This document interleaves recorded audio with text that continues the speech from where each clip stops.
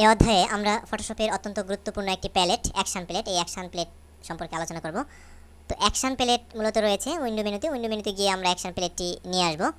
তো action palette মূলত কি এটি দেখার আগে আমি এখানে নতুন একটি রেডিমেড অ্যাকশন ক্রিয়েট করে রেখেছি। আমরা যদি টুলবার থেকে এই ট্যাব টুলটি সিলেক্ট করে নিয়ে যে কোনো লেখা লিখি, যদি আমরা এখানে সাপোজ ইসলাম কথাটি লিখছি, তো ইসলাম কথাটি লিখে আমরা যদি এখন আমাদের অ্যাকশন প্যালেট থেকে প্লে অ্যাকশন যদি আমরা সিলেক্ট করে দিই, তাহলে কিন্তু দেখলাম যে ইসলামের উপরে সাথে সাথে একটি ইফেক্ট, রেডিমেড ইফেক্ট কিন্তু পড়ে গেল। আমরা যদি লেয়ার থেকে ইসলাম কথাটি এভাবে ডিলিট করে দিই, অন্য যে কোনো একটি লেখা এখানে লিখি, যেরকম যদি লিখি ওয়েব, তাহলে ওয়েবের উপরে একইভাবে আমরা যদি এখন আমাদের অ্যাকশন প্যালেট থেকে প্লে অ্যাকশন সিলেক্ট করে দিই, তাহলে কিন্তু একইভাবে ওয়েবের উপরেই সেই যে রেডিমেড ইফেক্টটি ছিল সেটি কিন্তু পড়লো। তো আসলে ব্যাপারটি কী ঘটলো? ব্যাপারটি হলো এই অ্যাকশন প্লেটের মাধ্যমে এরকম একটি অ্যাকশন নতুন করে রেকর্ড করে রাখা যায়, যেই অ্যাকশন যে কোনো সময় যে কোনো লেখার উপরে বা কোনো অবজেক্টের উপরে আমরা এটিকে প্রয়োগ করতে পারি। মেইন ব্যাপার হলো এটি। অর্থাৎ আমরা যখন নাকি কোনো ইফেক্ট বিভিন্ন লেখার উপরে বা অবজেক্টের উপরে প্রয়োগ করব, সেই ইফেক্ট কিন্তু আমরা অ্যাকশন প্লেটের মাধ্যমে রেকর্ড করে রাখবো এবং প্রয়োজনে সেটি আমাদের যে কোনো প্রয়োজনে আমরা পরবর্তীতে লেখার মধ্যে বা অবজেক্টের মধ্যে সেটি রেডিমেড হিসেবে ইউজ করবো। অর্থাৎ নতুন করে আর আমাদের সেই ধরনের ইফেক্ট তৈরি করে ব্যবহার করতে হবে না। আমরা যেটি পূর্বে তৈরি করে রেকর্ড করে রাখবো সেটি আমরা ব্যবহার করব। তো চলুন শুরু করা যাক কীভাবে এই অ্যাকশন প্লেটের মাধ্যমে নতুন করে ইফেক্ট তৈরি না করে শুধুমাত্র রেকর্ড করে রেখে সেটি পরবর্তীতে রেডিমেড হিসেবে ব্যবহার করা যায়। তো আমি এখানে যে ওয়েব লেখাটি লিখেছিলাম সেটি কিন্তু ডিলিট দিয়ে আমি নতুন করে একটি লেখা লিখে নিব। অর্থাৎ আমরা যখন অ্যাকশন শুরু করব, অ্যাকশন রেকর্ড শুরু করব, তখন আমরা যে লেখার উপরে এই অ্যাকশন দিতে চাই না কেন সেই লেখাটি লিখে নিব। তো এখান থেকে আমি সিআইপি লেখাটি লিখে নিলাম। তো সিআইপি লেখাটি লেখার পরে আমরা এবার অ্যাকশন শুরু করব। আমরা আগেই দেখেছি যে অ্যাকশন প্লেট আমরা উইন্ডো মেনুতে গিয়ে অ্যাকশানে ক্লিকের মাধ্যমে এই অ্যাকশন প্লেটটি নিয়ে আসবো। অ্যাকশন প্লেটটি নিয়ে এসে আমাদের কিন্তু এবার অ্যাকশন রেকর্ড শুরু করতে হবে। এই জন্য প্রথমে যা করতে হবে তাহলে আমরা অ্যাকশন প্লেটের নিচে ক্রিয়েট নিউ অ্যাকশানে ক্লিক করব।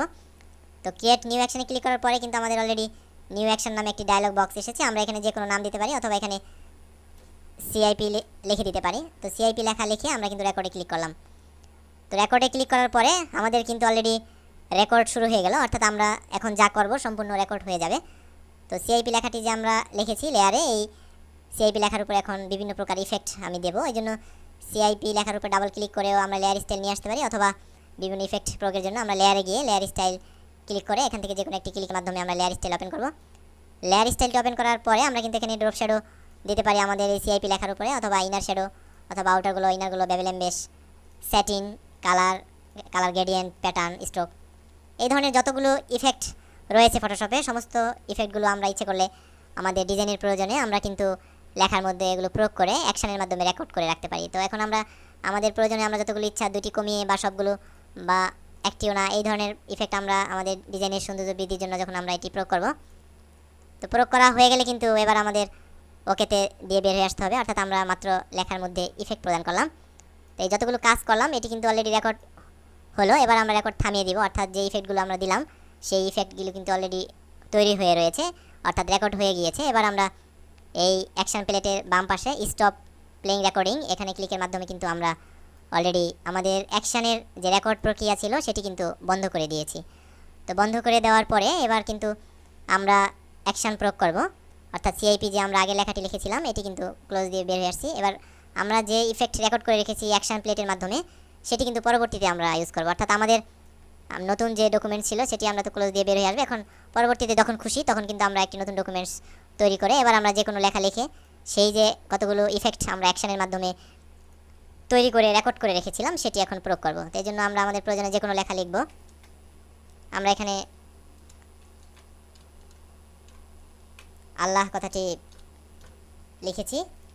এবার এই আল্লাহ লেখার উপরে যেই অ্যাকশান আমরা তৈরি করে রেখেছিলাম সেই অ্যাকশানটি অ্যাপ্লাই করার জন্য আমরা যদি অ্যাকশান প্লেটের নিচের দিকে প্লে সিলেকশানে ক্লিক করি, তাহলে কিন্তু আমরা দেখলাম যে মুহূর্তের মধ্যে আমরা যে লেখাটি লিখলাম আল্লাহ, সেই লেখার উপরে আমরা যে ধরনের ইফেক্ট অ্যাকশানের মাধ্যমে রেকর্ড করে রেখেছিলাম সেটি কিন্তু অলরেডি এই আল্লাহ লেখার উপরে পড়লো। একইভাবে আমরা যদি এই যে লেয়ার প্লেটে আল্লাহ লেখাটি ছিল এটা যদি আমরা মুছে দিই, অন্য যে কোনো লেখা আমাদের প্রয়োজনে আমরা যে কোনো সময় যদি লিখি, আমরা এখান থেকে কোরআন কথাটি লিখলাম। তো কোরআন কথাটি লেখার পরে এবার আমরা এই কোরআনের উপরে যদি যে অ্যাকশন আমরা তৈরি করেছিলাম সেটি প্রয়োগ করার জন্য অ্যাকশন প্লেটের নিচে প্লে সিলেকশন সিলেক্ট করে দিলাম। তো সাথে সাথে কিন্তু অলরেডি এই লেখার উপরে আমাদের তৈরিকৃত রেডিমেড যে ইফেক্টগুলো ছিল সেটি কিন্তু পড়েছে। তো আমরা ইচ্ছে করলে এখান থেকে নতুন নতুন অ্যাকশন এভাবে তৈরি করে আমাদের প্রয়োজনে আমরা ব্যবহার করতে পারি। অথবা এখান থেকে আমাদের প্রয়োজনীয় পুরনো যে অপ্রয়োজনীয় কিছু অ্যাকশন রয়েছে সেটি আমরা এখানে ডিলিটের মাধ্যমে পরিষ্কার করে নিয়ে আমরা নতুন নতুন অ্যাকশন আমরা তৈরি করব এবং আমাদের ডিজাইনের প্রয়োজনে আমরা এটি রেডিমেড হিসেবে যে কোনো সময় ব্যবহার করব।